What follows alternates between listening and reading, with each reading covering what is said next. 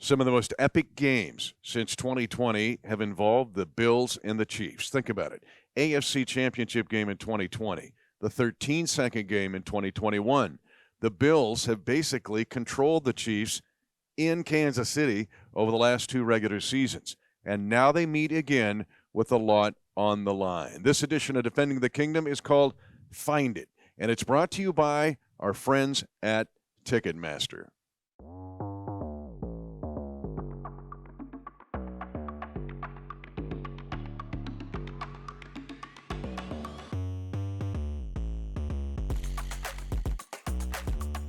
And hi, everyone. I'm Mitch Holthus, voice of the Chiefs, along with senior team reporter Matt McMullen. This is the DTK version with the Bills and the Chiefs. First of all, thank you, Matt, for filling in for me during the Packers weekend. I'll just tell you, it was excruciating to have a 43-year streak come to an end, but you were just rocking it, man. One shout out to Ari Wolf, who, of course, did the radio for you. Yep. My job wasn't too hard. I hosted Rewind and, of course, did Field Pass with Ari. Wasn't the same being there without you, though, for real. Some of my favorite memories in this job is just being on the road with you, and we're game planning and talking about the opponent and getting to the stadium early. Wasn't the same without you. I know everyone listening to the broadcast, Ari did great filling in, but he's awesome. Wasn't quite the same without you. So glad you're back. We did not miss a Defending the Kingdom episode. DTK was not interrupted, and that's a good thing at least. And I felt like George Bailey in A Wonderful Life, lifted out of my life and just hovering like a drone over what I do, but I came more appreciative of everybody around me and everything around me when you get pulled out and then put back in. So here we are, and now getting ready for the Bills and Chiefs, a peculiar addition, in my opinion, to the Bills and Chiefs, because these two teams, desperate to win this game, I would say on both accounts, we'll get into that, but how they've gotten here are just different ways than were anticipated over the summer. But still, it's the Bills and Chiefs with a lot on the line. So to get ready for that, no better way than to jump on Matt's space station that goes around the earth and check in with our Kingdom defenders around the world. So we have a lot of submissions. I only have 3 names for you today. I'll get back to everyone next week, I promise. For Jan Stenerud, maybe. There we go. For Jan. For Jan Stenerud, Pro Football Hall of Fame kicker. Yeah. Awesome guy. Yeah. Love Jan. The best. So the first 2 I met in person at the Holiday Bar over at the stadium. Have you been over to that yet? Yeah. It's pretty cool. Yeah, it's up in the penthouse. Oh, yeah. So I felt like I was in like the North Pole. Like I felt like Santa was there, like working on stuff. Well, it's crazy that we spend so much time up there, but it looks totally different. Like I walked in and I was like, this is not the penthouse. But anyway, very cool. I believe it's sold out, but if you still have tickets to go to it, it's awesome. I met Ivan at the Holiday Bar. Shout out to Ivan. And I met Carmen at the Holiday Bar as well. And I went on last Tuesday. So last Wednesday rather, because our podcast had posted that morning for the week, and she mentioned that she had just watched the show and then came to the Holiday Bar, and there it was. So shout out to Carmen. And then shout out to Susie from Germany. So we've mentioned Susie before. Susie sent us some gifts, and here's one of them. It is a jersey from the Stuttgart European League of Football team. Amazing, right? That's Stuttgart awesome. jersey came all the way from Germany. So thank you, Susie. Thank you, Susie. You're the best. I'll get Mitch's T-shirt, and we appreciate you. Thank you very much. Stuttgart. Yeah. Love it. Yeah. That's fantastic. Pretty cool, huh? Yeah, that penthouse looks awesome, man. So if you want to find Santa's elves working on your gift, sneak your way into the Penthouse Club. Actually, don't do that. You'll get thrown out. That wouldn't be a good idea. But here we are. So Chiefs and Bills. Interesting game. The Bills are a really interesting study. We haven't seen a team like this in a long time, if ever. This is a 6-6 Bills team that has a plus 100-point advantage in point differential. Okay, the last team after 12 weeks that had a plus 100-point differential and did not make the playoffs were the 2005 Chargers. You're going, why aren't the Bills 10-2? Pertinent question, right? But giveaways in this league are lethal, especially tight the AFC is and tight as the NFL is. It maybe gets simplistic, but the fact that these guys have just given it away too much at critical times seems to me the crux of the Bills' issues. 100%. And you laid it all out. I mean, if you look at the Bills' offensive numbers, they're very Bill-like. I mean, it's the second best red zone offense in the NFL at 67.4%. Really good. They have the lowest 3-and-out percentage in the NFL, just ahead of the Chiefs. And it's the top third down offense in the NFL, converting at a 50% clip. And in many ways, they're actually more dynamic, I think, than they have been in recent years because they can run the football effectively from the running back position with James Cook. They are gaining at least 4 yards on 48.5% of their runs this year, highest rate in the NFL. So they're consistently ahead of the sticks when they're on schedule. But you're right. It's the turnovers. They have 20 turnovers this year, 7th most in the NFL, tied with the Chiefs, actually. But their turnovers have kind of happened in bunches. Really strange. Last year, they turned the ball over in the red zone a lot. They had 8 red zone giveaways, most in the NFL. They have 0 this year. So they've been really good in the red zone, but 10 of their 20 giveaways have taken place in their own territory. It's when drives are first getting started, and 6 of those giveaways happen on the first play of a drive, most in the NFL. Really kind of difficult to do that. So there's not an easy way to explain it, but the Bills have turned the ball over a lot early on in drives and have just kind of gotten into a funk, and it's led to a 6-6 season for them. I've watched a lot of their games, and they're right in it to the end, and they have just been on the other side of it. So it's a very dangerous team that in a lot of ways has beaten themselves quite a bit this year. 6 of their losses have been by 6 points or less, and they've lost 7 of the last 10 games that have been decided by 1 possession. That's part of it too. So that thought kicked in as you mentioned that. The other one that's inexplicable, of the 13 Josh Allen interceptions this season, 7 have come when he has the lead. It's not like he's from behind and trying to force something to happen. Again, it's strange, and that first drive or first play of a drive to turn it over is very weird. But this episode of Defending the Kingdom, we're entitled Find It.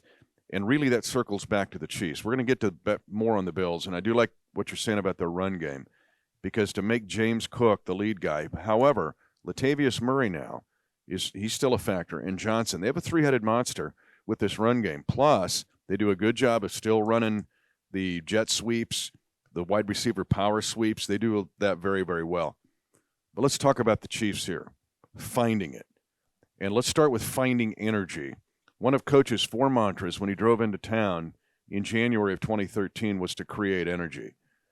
Sometimes, and most of the time, that energy has to be from within a locker room, within a team, within oneself.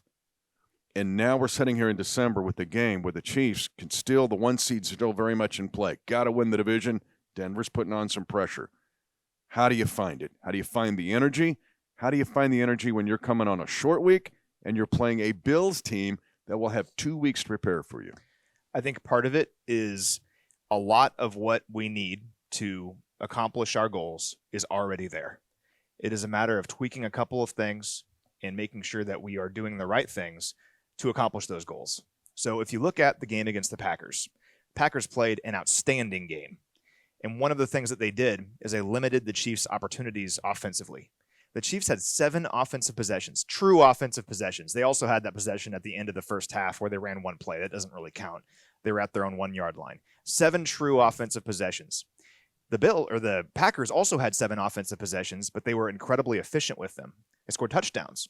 The Chiefs had to settle for field goals on 2 of their 4 red zone attempts. So when you limit a team's offensive possessions and you only are able to score 19 points and you turn the ball over, those mistakes are magnified big time. And the Packers played a great game with their limited possessions. The Chiefs played a pretty good game. For the Chiefs going into this game, I think it would make a lot of sense to go in with the Packers game plan. Let's limit the Bills' offensive possessions. Let's bait them into some mistakes. And offensively, let's be very efficient and end drives with touchdowns. That all sounds great. You have to go do it. But the numbers do indicate the Chiefs could do that, considering that the Chiefs have the second most drives this season of 5 or more minutes in the NFL. They're able to play ball control. You just got to finish drives with touchdowns and not field goals.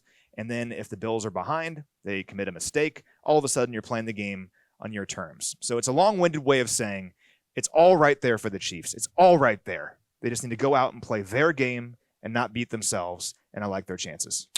Chiefs are still second in the league in fewest 3-and-outs. You look at 125 possessions, only 17 3-and-outs. The Bills are first. Okay, the Bills are first. When you look at, they've had 130 possessions, only 14 3-and-outs.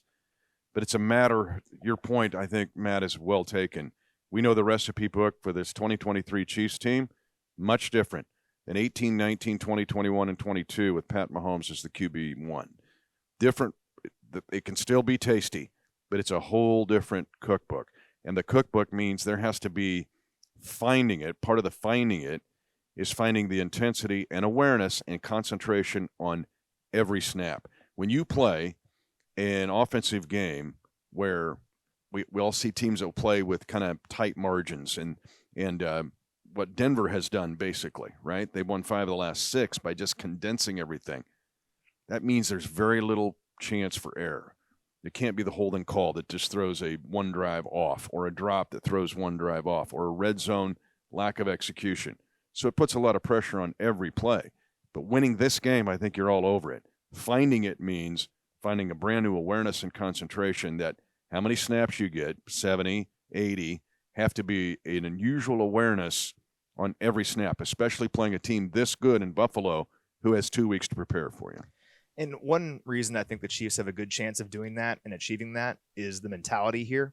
It all sounds kind of cliche, but it's real, that the Chiefs have been very good about not letting things snowball during the Patrick Mahomes era, because Mahomes is never too high and never too low. Yep. When things are going really well, he doesn't, get super into it and basking on how great he is. He doesn't do that. He just keeps going to the next opponent.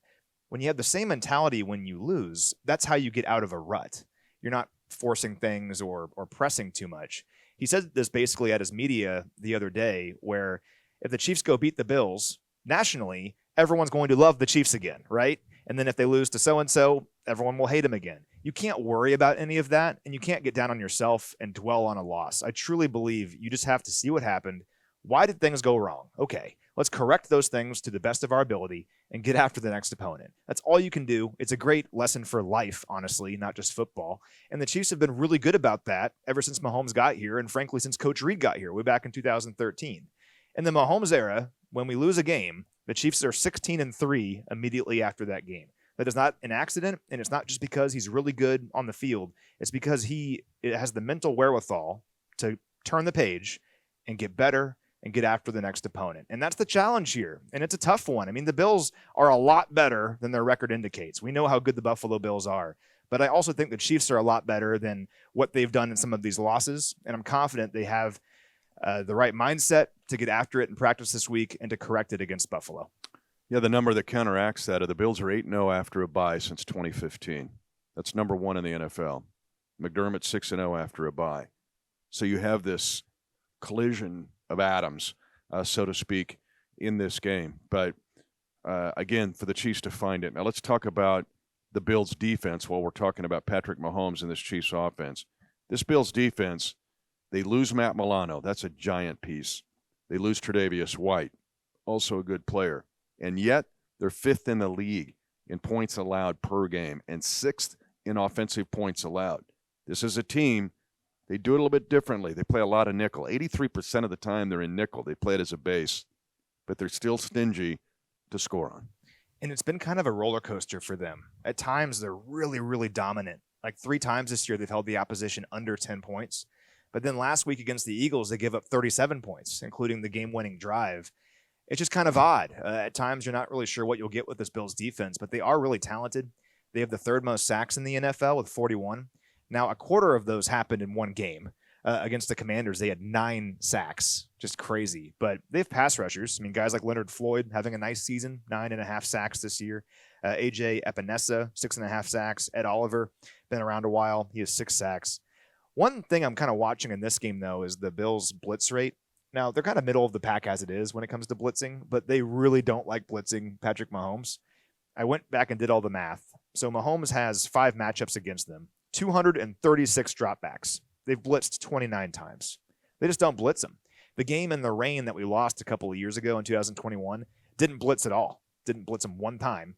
They've blitzed him more than 10 times just once, and that was way back in 2020. I think it was the AFC Championship game. So they don't blitz Patrick Mahomes. They are relying on their front 4 to get pressure. This seems very obvious, but for the Chiefs' offensive line, you can't let the Bills' front 4 get home. You just can't. You have to make sure that he has time in the pocket to find guys downfield, because if the Bills find success with just their front 4, that's where their defense is really dangerous. I also have visions of sugar plums dancing in my head, but I also have visions going back to 2020. You triggered a thought. Clyde Edwards-Helaire had 164 yards rushing on these guys Yeah. in the last game that was played in Buffalo. If you remember the Bills Mafia, you're going, when do we ever get to play them in Buffalo? I This know. has been Kansas City. Every year, yeah. But this is a team, again, that plays 83% nickel, and they don't blitz a lot. They're 26th in the league. They only blitz 23% of the time, and they really dial it down when they're playing Mahomes. But can you run the ball on this team, and can you run it with consistency? And whether that's, I know Pop missed practice earlier this week, Isaiah Pacheco, but can you get him rolling or somebody else rolling in the run game against this team? Now, that's a stout defensive front. I don't know if you mentioned Greg Rousseau or not. He had his only career interception against the Chiefs on the tip pass that was awesome against Mahomes. But everything you're saying to me also leads to the point of running the ball enough or at a very high level. Yeah, hopefully Pacheco can play. He has that shoulder contusion. But I think you're totally right that when the Chiefs kind of found a groove in the third quarter last week, when it really felt like the Chiefs were going to win that game and come from behind, it's when they were running the football with a lot of success. Isaiah had maybe the best game of his career. It was the second most rushing yards he's ever had in a game. He had 110 rushing yards. But what's interesting about it, he didn't have like one 80-yard run. You know, sometimes like the box score doesn't tell the full story. He was just getting 5 yards, 4 yards, 6 yards over and over again. 10 of his 18 rushes went for at least 5 yards. That's a really efficient night. He was averaging over 4 yards after contact. So guys just weren't able to tackle him. There was that one awesome play where he pushed the pile for like 8 yards. The best. I mean, just the best. I mean, that's like 1980s football. If the Chiefs can get that kind of production out of their backfield, very difficult to beat them. Now, the Packers, they played a great game. I, again, give them credit. But more often than not, if the Chiefs are able to run the ball like that, it's going to mean guys downfield are open because the defense has to account for that ability as a runner. So I'm totally with you. That's a couple weeks in a row now that Isaiah has really been a force and established a physicality up front, and it goes hand in hand with the offensive line. So, yeah, I think the key to beating the Bills offensively, and it goes with my thoughts earlier about being efficient, eating up clock, limiting possessions for the Bills, run the football and wear them out. And if Pacheco can play, he certainly has the ability to do that. And being technique sound. I know you had Trey Smith on after the game, but that group, technique sound, including the tight ends. The tight ends in this game, not just as receivers, but as blockers, all three of them being technique sound, not the holds like they had on the sweep against the Eagles, which ended up being a critical play. So technique sound is big here in trying to run the ball. I loved the run by Pacheco. One of the things I missed about doing that game, my first miss in 30 seasons, was that play. I was going to go nuts on that, right? Because I said the Eagles could have the tush push all they want. I was thinking, what am I going to call this? The pop glop, right? It's a glop. I'm making up a word because it's this glop of bodies, and it was all the other team. It was all the Packers. And Pop just is dragging them, right? Yeah. And then the Chiefs offensive linemen come up and push. But this wasn't tush push. This was Pop going, I'll take the entire Packer nation forward for 5 yards. I mean, he's an unusual guy, and he's really close. I hope he can play this week. We have not had a 1,000-yard rusher since 2017, since Kareem Hunt, okay? And he's right there, man, and he's right there to pop some, no pun intended, some big runs. But I just think, man, that could be a key in this game.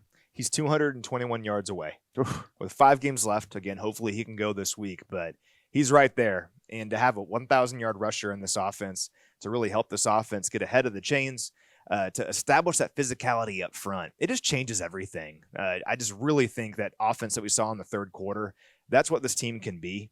It opens up everything else, and it wears the defense out. And if he can do that the rest of the year, that's December, January, and February football right there. We lost. I get it. It's a bummer. I mean, it was a heartbreaker. The Chiefs had the game, and they lost it. But there were positive things that came out of it, and his ability to run the football and how the offense looked in that third quarter is certainly one of those encouraging things. Is glop a word? It is now. You just coined it. Thank you. Yep. There we go. I know slop is. I thought about pop slop. I go, no, that's not endearing enough. But a pop glop is, because I think we haven't seen the last of a pop glop of just him carrying bodies forward. Well, I'm thinking like if you were calling that play and if I was spotting for you, that would be one of those things that you just like grab my shoulder and like just shake it back and forth. And the GoPro's up there and sees me just silently celebrating like a maniac. I love it. That's what I missed on Sunday, you know? That's why we didn't win that game. I know. You know that's the reason. I know. Okay. We'll close it out this way. Just a lot on the line here. The Bills probably get knocked out of the playoffs in a year they're going, what? We were plus 100 in point differential and didn't make the playoffs. If they lose this game, it tells you where their head is at and the fact that they've got 2 weeks to prepare. For the Chiefs, the 1 seed's in play. What a year in the AFC. Trevor Lawrence gets hurt. Joe Burrow gets hurt. And here the Ravens had the toughest schedule remaining of any team in the league. And the 1 seed's in play. But I'm not saying you have to win this game, but the probabilities are there to win this game, and you can still get the 1 seed. Maybe even have the driver's seat. Again, what I love about the Chiefs and Patrick Mahomes and Andy Reid, they're not looking too far ahead. They're looking just at this game. But you and I can look ahead, and we see just how the schedules look and everything. This is a big one. It's important. Everything is still right there for the Chiefs. I cannot emphasize that enough. It is right there for the Chiefs because of the position they've put themselves in this year. But there are 5 games left. It is December. This is historically when the Chiefs put their foot on the gas pedal. And this is when the Chiefs leave everyone else in the dust. That's why we've been to 5 straight AFC title games here at home. That's why we've been to 3 Super Bowls and won 2 of them. It's because of how they start playing right now. And that's the impetus for this week. And that's the opportunity this week. You can really kickstart the rest of the season with a big win over the Bills. So let's go do it. He's Matt McMullen. I'm Mitch Holthus, voice of the Chiefs. It's the Bills and the Chiefs. For the Chiefs, they need to find it. Find some energy. Find that good technique December game. And for all of us, find your inner glop.